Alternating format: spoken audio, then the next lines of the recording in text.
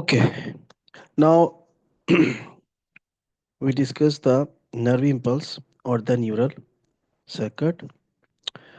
और ये डायग्राम आपके सामने जो है ये एक न्यूरॉन के एक्सॉन की है। ठीक है।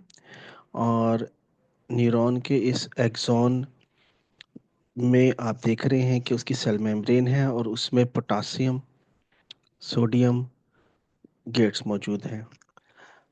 कल मैंने यही आपसे कहा था कि किसी भी एक्सॉन में जब nerve impulse electrical impulse conduct नहीं हो रही होती तो फिर उसकी जो पोलैरिटी है वो ये है कि बाहर पॉजिटिव चार्ज होता है मेम्ब्रेन पर और अंदर वाली साइड पर नेगेटिव चार्ज होता है। ठीक है। तो इसका मतलब ये हुआ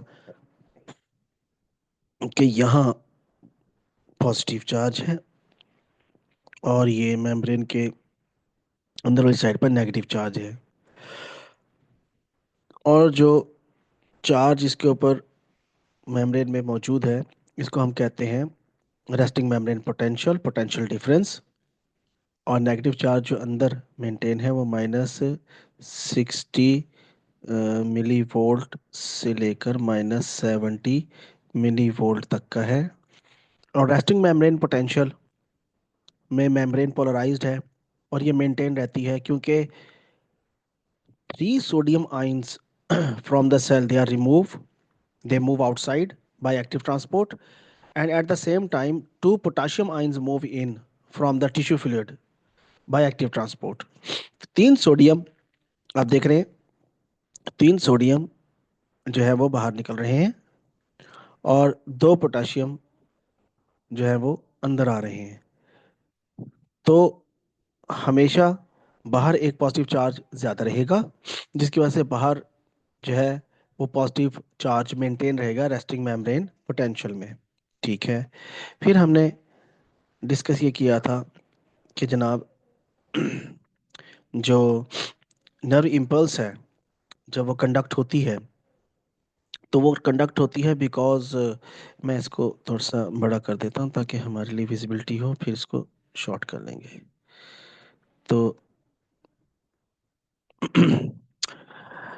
एक्सॉन में नर्व इम्पल्स कंडक्ट होती है और नर्व इम्पल्स जब कंडक्ट होती है it is because of the stimulus. Stimulus कोई केमिकल हो सकता है और वो होता ही केमिकल है, एक्सटर्नल फैक्टर की वजह से इंटरनल की वजह से। वो केमिकल जब ट्रैवल करता हुआ रिसेप्टर से सेंसिटिव न्यूरॉन में आता है तो जहाँ पर सिर्फ वो केमिकल होगा सिर्फ उतनी जगह पर sodium voltage gated channels open हो जाएंगे और सोडियम का इन्फ्लक्स शुरू हो जाएगा दोनों तरफ से।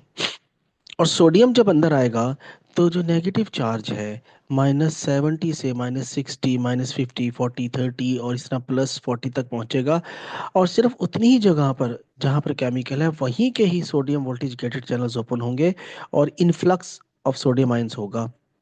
और अंदर साइटोप्लाज्म में +40 मिली वोल्ट जो है वो चार्ज मेंटेन हो जाएगा।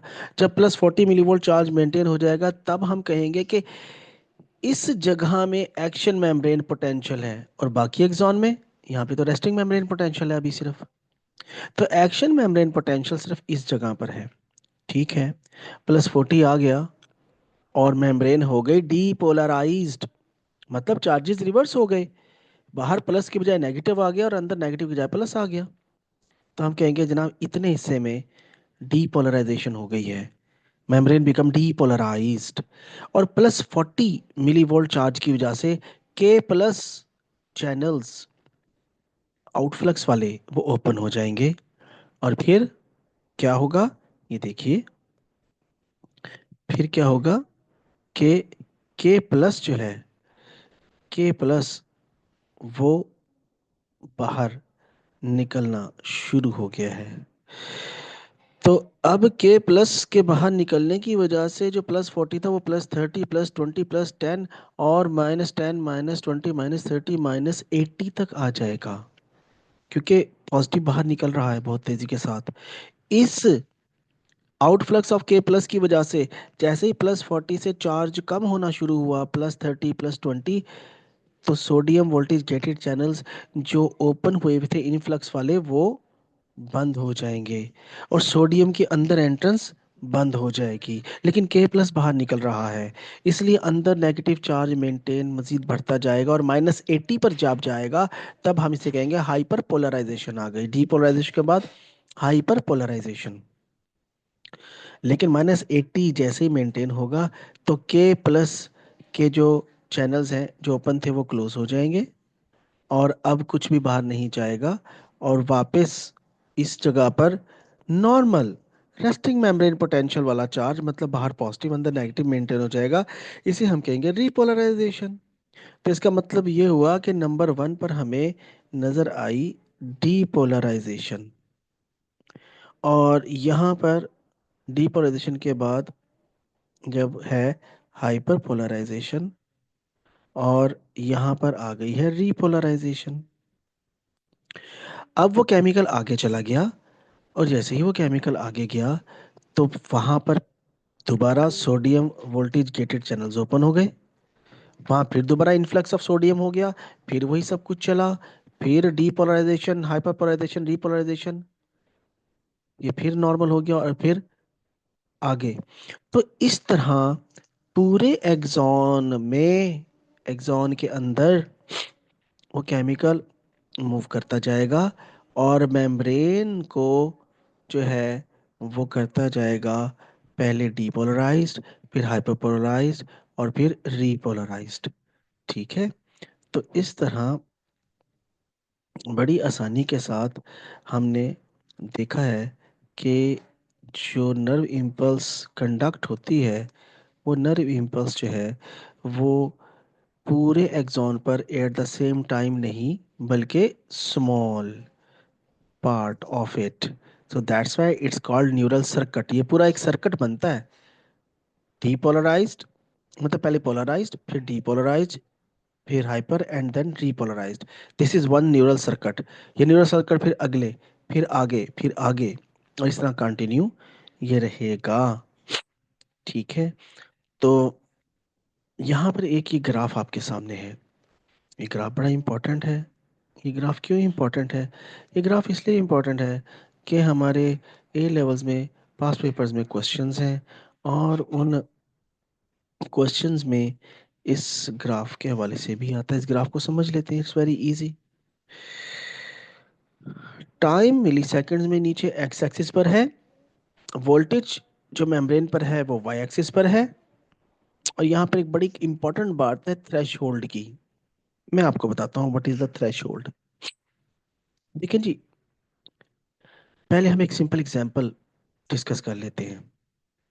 सिंपल एग्जांपल ये है कि इस वक्त भी आपके चेहरे पर, हाथों पर मिलियन नहीं बिलियंस ऑफ बैक्टीरिया वो मौजूद है। वो बिलियंस ऑफ बैक्टीरिया जो आपके हाथों पर, चेहरे पर मौजूद हैं, हमें क्यों नहीं उनकी फीलिंग हो रही? उसकी हमें फीलिंग इसलिए नहीं हो रही क्योंकि वो थ्रेशोल्ड मेंटेन नहीं कर रहे। सम टाइम कोई बहुत छोटी सी चीज हमारे हाथ को लगकर गुजर जाती है और हमें फीलिंग नहीं होती, इसलिए कि वो स्टिमुलस इतना कम है कि उसकी वजह से केमिकल चेंज जो आई है आपके स्किन में, रिसेप्टर्स में, बहुत मामूली है। और उस कम चेंज की वजह से जो मेम्ब्रेन पोटेंशियल है या जो एक ट्रिगर होना था रिएक्शन, वो नहीं हुआ। तो उसको हम थ्रेशोल्ड कहते हैं। मिनिमम मिनिमम क्वांटिटी जो रिक्वायर्ड होती है किसी भी रिएक्शन को, प्रोसेस को ट्रिगर करने के लिए, स्टार्ट करने के लिए, सर थ्रेशोल्ड। तो देखें, थ्रेशोल्ड -50 है। कम से कम इतना चार्ज इतना हो, लेकिन -70 अगर होगा मेंटेन, तो फिर तो है रेस्टिंग मेम्ब्रेन पोटेंशियल में, और वो केमिकल जो भी है अगर थ्रेशोल्ड तक पहुंचेगा तो फिर डीपोलराइजेशन होगी। ये देखिए, तो डीपोलराइजेशन स्टार्ट हुई है -50 पर। तो ये सिंपल था थ्रेशोल्ड का। थ्रेशोल्ड मेंटेन हो गया तो sodium voltage gated channels open हो गए और जनाब स्टिमुलस आया नंबर वन। नंबर टू पर डीपोलराइजेशन मेम्ब्रेन हो गई। हाँ जी बिल्कुल हुई। और आपने देखा कि चार्ज जो है वो +40 +30 तक पहुंचता है। जी बिल्कुल पहुंचा। और इस मकाम को, इस जगह को हम एक्शन पोटेंशियल कहते हैं। जी एक्शन पोटेंशियल मेंटेन हो गया मेम्ब्रेन पर, सिर्फ उस जगह पर। ठीक है। उसके बाद फिर रिपोलराइजेशन का प्रोसेस हुआ, K+ बाहर निकलने लगे। रिपोलराइजेशन होगी मेम्ब्रेन में, K+ आउट। डीपोलराइजेशन जो थी वो सोडियम आयंस के इनकी वजह से थी। ठीक है। K+ आउट हो गए, रिपोलराइजेशन हो गई। लेकिन यहाँ पर आप देखिए कि हाइपरपोलराइजेशन भी हो रही है। -70 से नीचे चला गया है जी चार्ज, -80 तक। तो ये है फिर रिपोलराइजेशन। ओके। तो नंबर 4 पर रिपोलराइजेशन हुई। और रिपोलराइजेशन के बाद फिर K+ का बाहर निकलना भी बंद हो गया। वो K+ voltage gate channels of the outflux they are also close. तो वापस रेस्टिंग स्टेट आ गई, जिसको हम कहते हैं कि रिपोलराइजेशन मेंटेन हो गई। अब रेस्टिंग मेम्ब्रेन पोटेंशियल आ गई। ठीक है। तो ये ग्राफ जो है ये बेसिकली इसको शो कर रहा है। ओके। अब यहाँ पर एक छोटी सी टर्म है रिफ्रैक्टरी पीरियड की। इस रिफ्रैक्टरी पीरियड को अगर आप गौर से देखें तो ये बेसिकली वो टाइम होता है जब एक एरिया ऑफ द एक्सॉन पर रीपोलराइजेशन आ रही होती है या आ चुकी होती है। ठीक है। और दूसरा जो हिस्सा है वहां पर डीपोलराइजेशन ने अभी शुरू होना है। So the gap, so the time between these two occasions is called refractory period। मैं आपको ये आगे दिखाता भी हूँ कि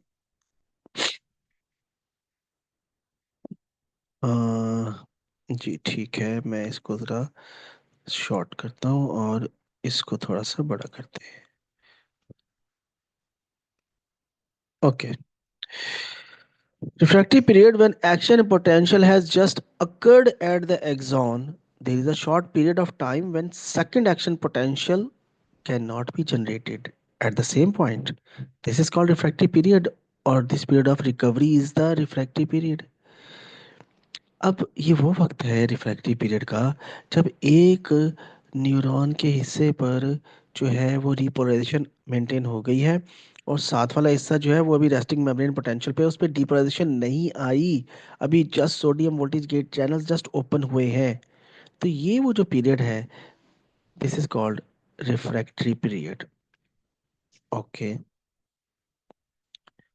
अब आ जाइए इस दूसरी टर्म की तरफ, विच इज सैल्टेटरी कंडक्शन। देखिए अभी हमने जो पढ़ा है नर्व इम्पल्स के बारे में, वो हमने ऐसे न्यूरॉन्स के बारे में पढ़ा है जो कि नॉन माइलिनेटेड थे। ये देख रहे हैं आप कि इन न्यूरॉन के एक्सॉन पर माइलिनेटेड शीथ नहीं है। तो मेरा एक क्वेश्चन है आपसे, दोनों से आप मुझे जवाब देंगे। मेरे पास दो स्टूडेंट हैं। एक स्टूडेंट को मैंने कहा कि ये जो दीवार है कमरे की, इसको हाथ पूरा लगाते हुए तुमने एंड तक जाना है। और दूसरे बच्चे को मैंने कहा कि इस कमरे की इस दीवार में सिर्फ दरमियान में जो खिड़की है, विंडो है, उसको टच करोगे और एंड तक जाओगे। तो कौन पहले पहुंच जाएगा? जी, आयशा और हनी। जिसने सिर्फ विंडो को हाथ लगाया। बिल्कुल, जाहिर सी बात है। और जो पूरा हाथ लगाता हुआ जा रहा है उसको ज्यादा टाइम लगेगा। तो जो नॉन माइलिनेटेड न्यूरॉन्स हैं, जो नॉन माइलिनेटेड न्यूरॉन्स हैं, उनमें न्यूरल सर्किट पूरे एक्सॉन पर चलता हुआ जाएगा और वो हमारे न्यूरॉन्स होते हैं वॉलेंट्री एक्शन वाले। मैं किताब उठाना चाहता हूँ, बोलना चाहता हूँ, चलना चाहता हूँ, दे आर डेफिनेटली फास्ट। लेकिन जो माइलिनेटेड वाले हैं ना, जैसे कि ये डायग्राम आपके सामने है, इनके ऊपर माइलिन शीथ है। और माइलिन शीथ कंटिन्यूस नहीं होती, मैंने उस दिन भी बताया था। नोड ऑफ रेनवियर, यहाँ पर जो है गैप्स होते हैं, वो एरियाज होते हैं जहाँ पर माइलिन शीथ नहीं होती। इन नोड्स पर जो है वो पोलैरिटी होगी। और जहाँ जहाँ माइलिन शीथ है वहाँ पर मेम्ब्रेन पर कोई चार्ज नहीं होगा, because this membrane actually covered it. तो पोलराइजेशन या पोटेंशियल डिफरेंस नहीं है यहाँ पर। तो जो हिस्से नंगे हैं जहाँ पे माइलिन शीथ नहीं है, तो वो एरियाज नोड ऑफ रेनवेयर है। और वहीं पर ही मेम्ब्रेन पर पोलराइजेशन है। तो सिर्फ वहीं पर ही पहले पोलराइजेशन होगी, डीपोलराइजेशन और रीपोलराइजेशन होगी। तो इस तरह जो मैसेज है वो मूव करेगा नोड टू नोड। ठीक है ना जी। तो सेल्टेटरी कंडक्शन, हम इसको कहते भी जंपिंग जंपिंग न्यूरॉन्स। हम इसलिए कहते हैं कि आम तौर पर अनमाइलिनेटेड न्यूरॉन में भी स्पीड अच्छी खासी होती है, लेकिन यहाँ पर बहुत ज़्यादा होती है। ठीक है। यहाँ node to node nerve impulse jump करती है। ठीक है। और 50 टाइम्स मोर फास्टर है नॉर्मल नॉन माइलिनेटेड न्यूरॉन से, यहाँ पर speed of transmission of electrical impulse.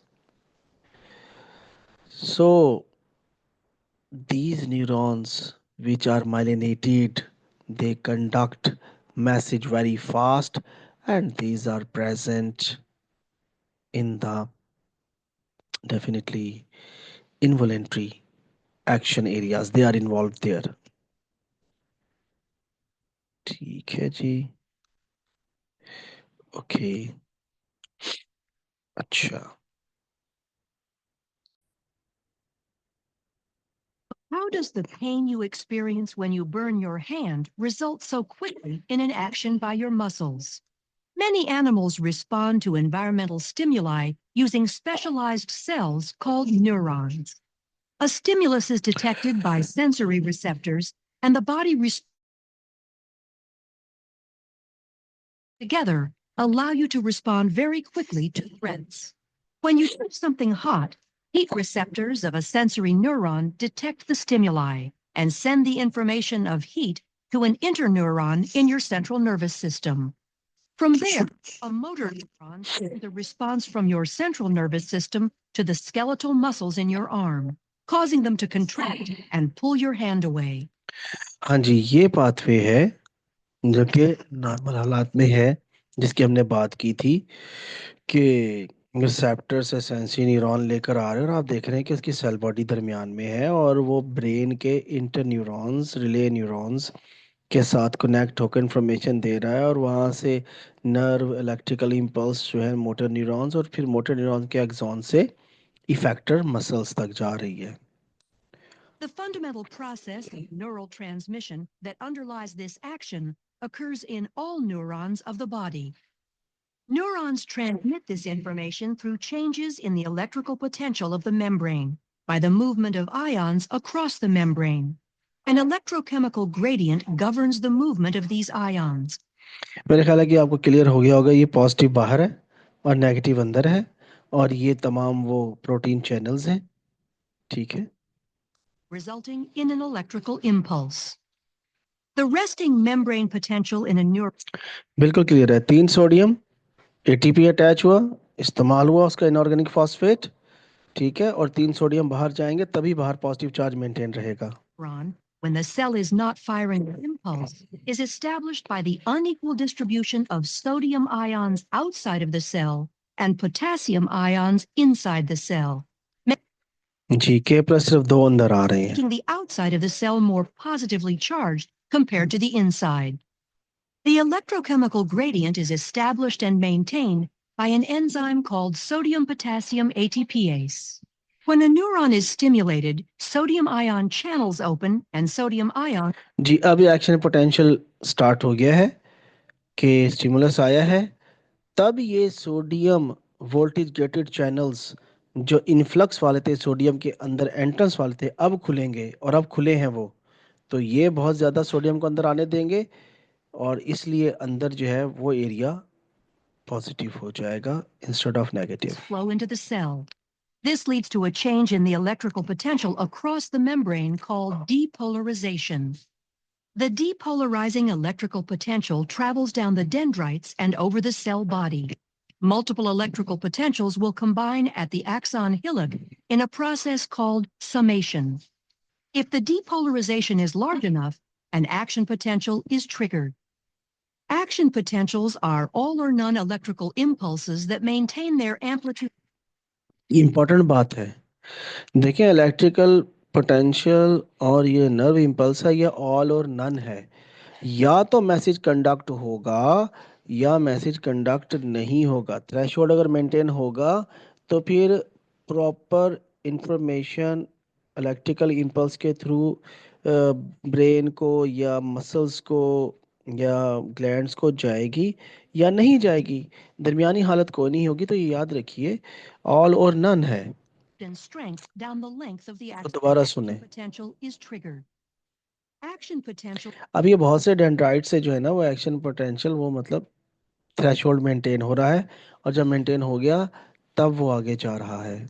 are all or none electrical impulses that maintain their amplitude and strength down the length of the axon. The action potential travels down the axon when the depolarization of an area of membrane causes adjacent voltage-gated sodium ion channels to open. The influx of sodium ions results in membrane depolarization along the membrane.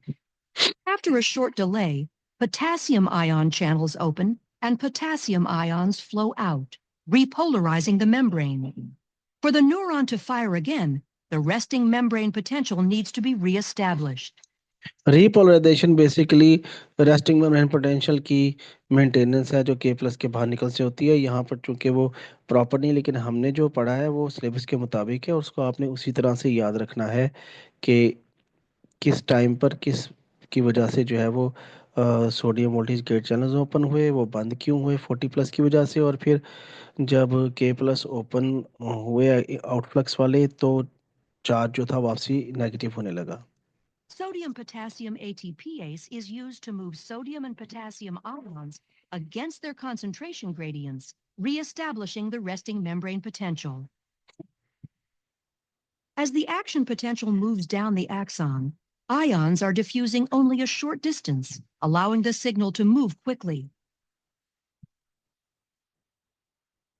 At the axon terminal, the electrical impulse passes to another cell at a cellular connection called a synapse. The space between the presynaptic neuron हमारा next topic जो है वो synapse ही है। हमने synapse की बहुत सी types पढ़नी है। There are various types of synapse, and we also discuss the cholinergic synapse. पहले मुझे ये बताइए कि आप में से, दोनों में से किसी को साइनैप्स का, चूंकि ओ लेवल में भी था ये, साइनैप्स के हवाले से कोई आइडिया है, कोई इन्फॉर्मेशन है तो बताएं। क्या होते The हैं? gap between two neurons. ठीक है, अन्ना आपका क्या ख्याल है, साइनैप्स क्या है?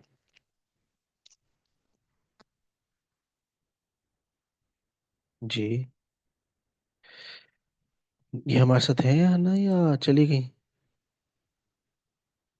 Said gap between two neurons. अच्छा, गैप बिटवीन टू न्यूरॉन्स। ठीक है, गैप तो है बिटवीन टू न्यूरॉन्स, लेकिन बेसिकली इसके थ्रू नर्व इम्पल्स एक न्यूरॉन से दूसरे न्यूरॉन में ट्रांसफर की जा रही है। और क्वेश्चन ये है कि ये दोनों डेंड्राइट्स आपस में बिल्कुल जुड़े हुए भी हो सकते थे, तो ज्यादा फायदा होता, सेल टू सेल एडिशन हो जाता। इस छोटे से माइक्रोस्कोपिक गैप को रखने की क्या वजह है? इसके खास रीज़न है। पहले ये वीडियो देखिए, फिर इसको हम डिटेल में करते हैं। याद रखिए कि जिस न्यूरॉन से इंफॉर्मेशन जाएगी वो होगा प्री, और जिसमें जा रही है होगा post.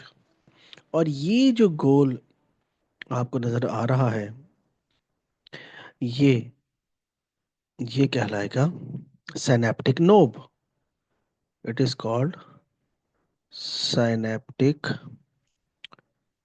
Knob, presynaptic knob and this one is postsynaptic knob.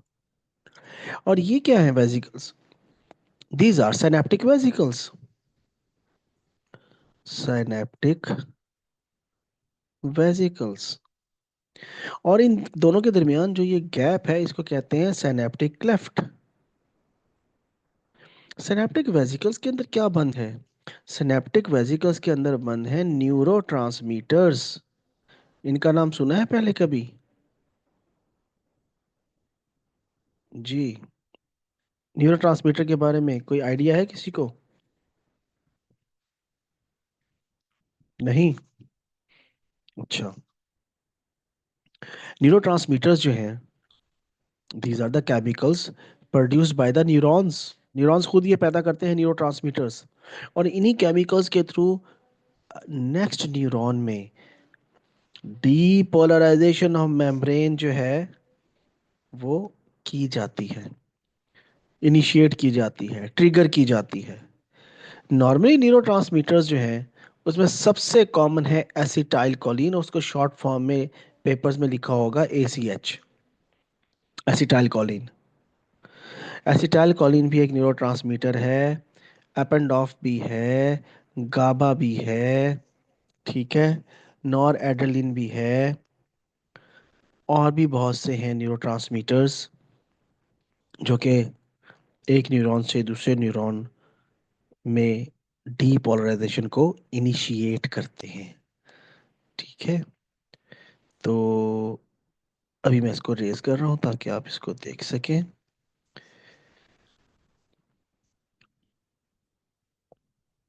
ठीक हो गया जी, ये ले जी,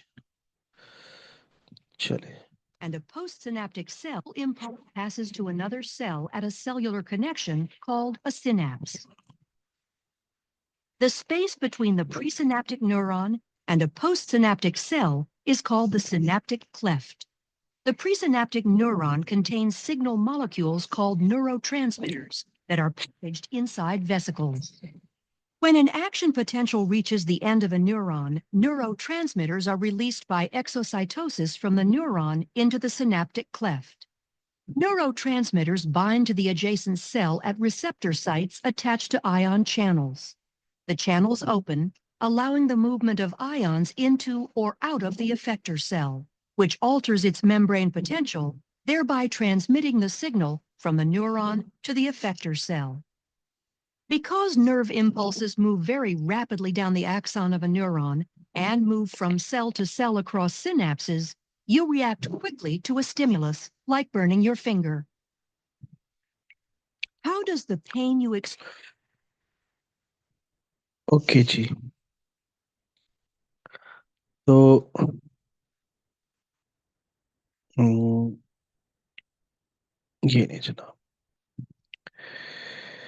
हमारी इस वीडियो में पहले तो हमने नॉर्मल जो था नर्व इम्पल्स को रेस्टिंग में और एक्शन पोटेंशियल में देखा, और उसके बाद साइनैप्स का थोड़ा सा इंट्रोडक्शन आपने देखा है। ठीक है, अभी आज तक अब हमने जो कुछ पढ़ लिया है, इस हवाले से कोई क्वेश्चन, कोई कंफ्यूजन है तो प्लीज़ पूछ लें, अभी उसको क्लियर आउट कर लें। Anything you want to ask about refractory period, saltatory conduction, ठीक है, क्योंकि कल मैं स्टार्ट करूंगा साइनैप्स को, और कल एनर्जिक साइनैप जो एसिटाइल कोलिन का है उसकी डिस्कशन करूंगा और फिर डिफरेंट टाइप्स ऑफ सिनेप्स के छोटा छोटा इंट्रोडक्शन है वो हम करेंगे। और बेसिकली एग्ज़ाम में हमारे जो पास्ट पेपर्स हैं उन पास्ट पेपर्स में mechanism of cholinergic synapse transmission ही आता है, इम्पोर्टेंट है।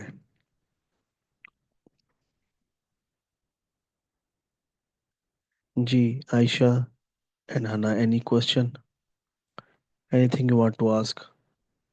No, sir. No, sir. Clear है? ओके। Yes, sir.